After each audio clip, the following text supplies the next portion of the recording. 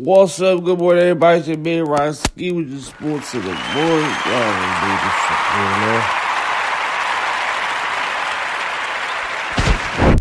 Motherfuckers, how we gonna kick it off today with a little bit of goddamn baseball. Baseball news. The Houston Astros got Kuechly cheating, still inside of the 2017 World Series title that they won. Yeah, you got Kuechly cheating, still in signs. That means when there's a pitcher, is a pitcher, and there's a catcher. If you don't know nothing about baseball, the catcher get a picture of the signs. The pitcher let the catcher know if he liked the signs or not, and the signs would be like a fastball, slider, walk, inside, outside, fastball, curveball, slider, low. You know what I mean? High, anything, intentional walk. It could be anything. But if you're reading the signs of his fingers or you're reading the cards that the baseball players put up at certain times, then you know what he's going to play. Therefore, the bench of the Houston Astros told the batter what to hit. You see what I'm saying? So the batter know, all right, to swing at that, or this going to be a low, so let me get low where I need to bunt at this particular point where I need to swing, knock it out the park as a fastball. You know what I mean? All type of shit like that, bro. So it give him the benefit of the doubt. You get the upper hand if you know what he pitching. You know what I mean? So they probably get their World Series title stripped from it, as they should, because that shit not right. Cheating is cheating. They suspended their manager and their GM for 1 year, no pay. You know what I mean? It's trickling down. That was the first John. You know what I mean? Everybody thought it was low. They asked GM Alex Carrera. He's admitted to doing wrong. He admitted to cheating. You know what I mean? Everybody else holding their mouth shut. It's always one. He admitted to cheating. Fucked them all up. And he got fired from the Red Sox the other day. That shit over. And now the Mets trying to fire Carlos Bertrand. But Carlos Bertrand was a player at the time. So he was a player. You is not have anything to do with the cheating organization. You don't get suspended for it. Basically, you get no punishment for being a player at the time instead of in management, because you know it comes from the higher ups. You know what I mean? Higher ups on down. You're a player. I ain't got nothing to do with that. I wasn't out there cheating. I was out there practicing. I was playing the game. I was just doing what the manager, the coaches, and the GMs was telling me to do. How can you put that on me? You know what I mean? So you fast talk that. Get that out the way from the rip. But you man, it's gonna fuck up my man Carlos Bertrand chances to be the GM for the Mets. He a good player. He was a good player. So I'm pretty sure he probably could have got a couple pieces there to the Mets. Even the Mets do got that good rookie boy that they had. So let's see what else going to happen with that. And I know it's going to be more to come, more schemes to come with this baseball shit. So watch out for this. And you know what I mean? That's just a bad situation. You know what I mean? They cheat in baseball. So in my opinion, they should have did the same shit with Brady in the Super Bowl when they got found out for all the cheat shit. Suspend their GM, suspend all the motherfuckers, suspend this, suspend that, fire this. You know what I mean? Then I bet they wouldn't have fucking cheated again. You know what I mean? They let them go with that spy gate the first time, and they was just cheating ever since. But you know what I mean? That's neither here nor there. But yeah, man, it is what it is.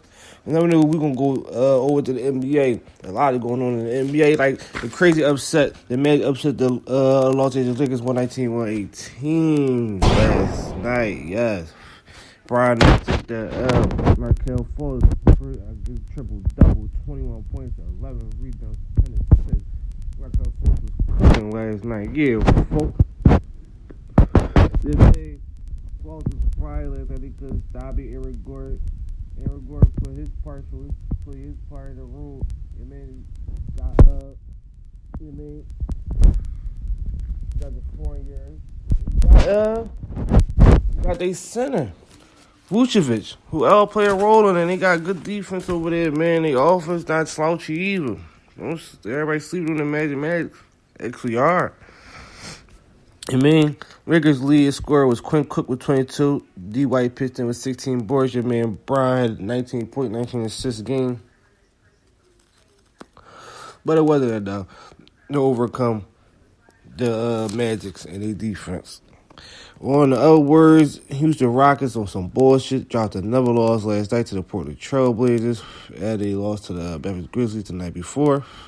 And Coach Mike D'Antoni said they're on the Rocky shit right now and they don't know what to do. I know what the fuck to do. Play defense. I know what the fuck to do. Stop shooting threes. I know what the fuck to do. Stop playing isolation basketball. I know what the fuck to do. Start setting more flare screens, double screens. You know what I mean? Backdoor, cuts, just cut, period. All y'all do is stand in the corner, one person cut, and then run back to the three. That's all the fuck y'all do to James Harden at the three, dancing for 10 seconds, and he passed to Westbrook and had my man Westbrook to do something in 4 seconds. Like, what the fuck, bro? Y'all need better offense efficiency. Just because y'all shoot the most threes in the league, that shit not there no more. Golden State is done. Y'all don't need to compete with them no more. What they offer right now, all that shooting threes for the max of your capacity to the most of your ability, man, fuck that. Y'all need to play the game of basketball. Y'all barely attempt, the Houston Rockets barely attempt mid-range shots. All these shots is come from in the paint or behind the arc at the three. They make their money at the foul line. Like, come on, man. I gotta change it up. I'm playing this style of basketball for 4 years now. 3-4 years now. People is hip, is on to it. It's not stopping nobody. You know what I mean? So they need to tighten that up and get that shit together ASAP, because it's not there. It's just not there right now. Yeah, man. They took that loss to the Portland Trailblazers last night, 117-107. My man Lillard had 25, Westbrook had 31. Shit, man. They a good team all no.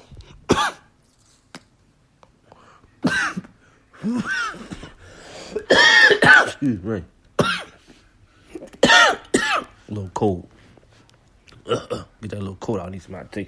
But when they not clicking, they not clicking. And when they defense not clicking, it's nothing. Like, they need to do better. But on to the next game of the night. The 76ers beat the Brooklyn Nets last night, 117-106. They advanced to 19-2 at home on the season. The Sixers are great at home. They just great at home for some reason. They are shitty on the road. They're ass on the road. Sixers on the road is not going to get it done for you. But Philly at home will. They don't play when they at the city. Yeah, man. When they at the city, they play their best. They don't play no games. They got to show up and show out as they do. Tobias Harris pitched with 34 points last night, game high. The Ben Simmons, 20, 11, and 6. Especially then when he had 26, Kyrie had 14, when 6 was 21 from the field. You know what I mean? And Kyrie, as usual, with his usual outbursts, talking about team good, but we not there yet. We still missing one more piece. Obviously, y'all missing one more piece. Y'all missing motherfucking Kevin Durant. Y'all got Durant. Y'all be smashing shit. Of course, y'all missing one more piece. You back in your head, you know you missing one more piece, so you probably not playing as hard as you want to play, and you just came out with a little injury. So by Kyrie saying that, Kyrie probably not even going to take this year seriously. And he had no high hopes to pursue it. You guys just make it to the playoffs, which they probably done, more than likely. That'd be good enough. Kyrie exceeded expectations. But if they don't make it to the playoffs, it's still not really bad. They're going to get criticized. But not really, because you still missing KD. So it is what it is on that behalf. So it was plenty for Kyrie to even say that. The Pistons cruised past the Celtics in the 116-103 victory last night. I mean, D Rose went 11 for 13 for the field. Missed 2 shots all game with 22 points. The rookie, I cannot say his name, so please bear with me. Siako Dembamayo had 24 last night for the Detroit Pistons game. Gordon Hayward for the Celtics had 24. Marcus Smart got ejected last night for trying to go through a screen.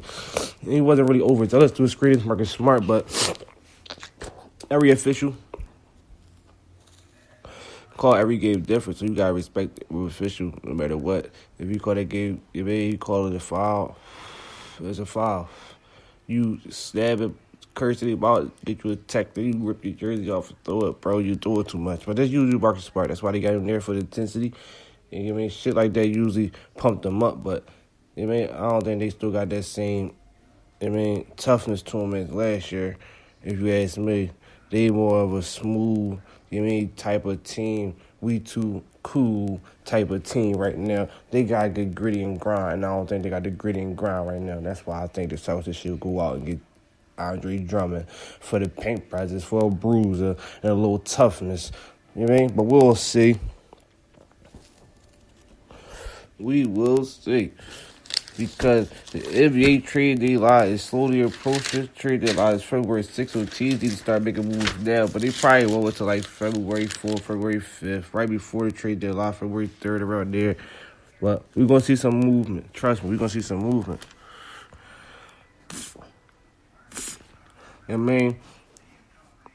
Oh, yeah.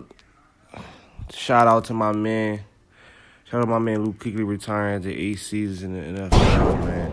He was definitely a good linebacker, man. He won Rookie of the Year and Defensive Player of the Year. He said with time to go with his body, he said he has his heart told him though, but it was the right thing to do at the time. Man, the concussions ain't no joke. Concussions the real. My man career extra fast. If you don't believe me, see his injury reports, bro. Like, he had more concussions than a little bit. His other injuries, yeah, bicep, hamstring, shit like that. Yeah, they come with the game, but them concussions, bro, they really kill you in the long run. You do not want to be out here like a fucking... You do not want to be out here like on a mushy shit, like in the chair from the concussions. That shit ain't no joke, taking on them headshots, But like I said, I respect anybody retire with their decision, because this shit is definitely a dangerous sport. But I just had to shout her out real quick before the end of the show, before I get to my segment. I'm sure we still in the NBA popping right now, because trades are not coming like I told y'all. So here goes some moves I think is going to be made. Donald Gallinari could go to Portland. They need floor space, and he's a good. He put it at the power forward position. He averaged a good 17 and 20 off the bench for you. They need a good power forward over there at Portland. They really do. And Roddy Hood's still injured to come off the bench, so they don't really got that extra scoops, that extra 15, 20 points a night that they usually had, that they usually need. So they Gallinari, look out for that. They be going to Portland. Andre Iguodala, who's been holding out since the Griffins Grizzlies since the beginning of the season, he would not want to be there. He want to be on the contender team that's going to contend this year for NBA championship, because it could be his last year. He played 13 years in the league. This definitely could be Iggy last run, so he's trying to make it count, as he should. But he think he's probably going to the Dallas Mavericks right now. Dallas Mavericks had the best offense in the league, 116.8 points per 100 possessions, but their defense is 17th in the league. They definitely need that. Iguodala can bring that veteran presence and that harassing defense to the Lakers. Not the Lakers, to the Dallas Mavericks. Help Luka and Porzingis get a little tougher, get a little grittier, show them how the Americans play defense. Show them what it really is. Especially like with the LeBrons and the Kawhis and the KDs. You may show you how to body them up for real. Show you how to play them and let them, go through their contract. And they got a lot of second-round picks the Mavs can get up. They got Courtney Lee on an expired contract. They can swap that with the Memphis Grizzlies. And the Courtney Lee, a streaky three-point shooter you can use on your Memphis Grizzlies. So I think that trade will probably go through. Other news, like I said, the Celtics need to get Andre Drummond, but the Pistons only won a first-round pick for Andre Drummond, nothing less. They're not having any first-round pick in players, so it's going to be a first-round pick in probably 2 players. And the Celtics obviously got all the tricks. Danny Ainge, they got all the tricks in his basket. It's Danny. He can pull something off. You go bad boozy, you probably hug Wick, one of the orders. Again, Andre Drummond for a second-round pick and like 2 potential players or some shit like that. I bet he do that. But the Knicks talk about trying to get Andre Drummond too, so they need to start a player over there. Seriously. But the Knicks is in real contention to get him, especially if they go Marquise Morris. The Knicks definitely need Andre Drummond over there. They talking about the Mavs talking about getting him too, but I don't like the Mavs because that'd be 3 or 4 centers in rotation. You got Boban, Andre Drummond. Dwight Powell, we play power forward, but he plays center time. You got Max Keebler. Come on, that's too many big guys right there. We don't need that many. We need more role players and playmakers. The 76ers looking at shooting guard. Could go take words. Alex Burks, who's on a career high year, scoring 15 points a game with 36%. So look out for that. The Suns want Kevin Love. They probably give up Tyler Johnson, Markel Bridges, and Darius Saric. In the first-round pick for Kevin Love. They on that, look for that. And it'd be a good love. They have Ricky Rubio, David Booker, Oubre Jr., Kevin Love, and Aiden, and they start lineup. That'll probably lead them to a good playoff run. And they already one game out the playoff spot. And last but not least, look out for Derrick Rose potentially reuniting with LeBron going back to the Lakers. I said it. It's your man Ron Ski with your Morning Sports. I'm out for the day. I'll get back to y'all tomorrow. You already know, add me. Request what y'all want on this show. Let me know what y'all think about it. Get with me.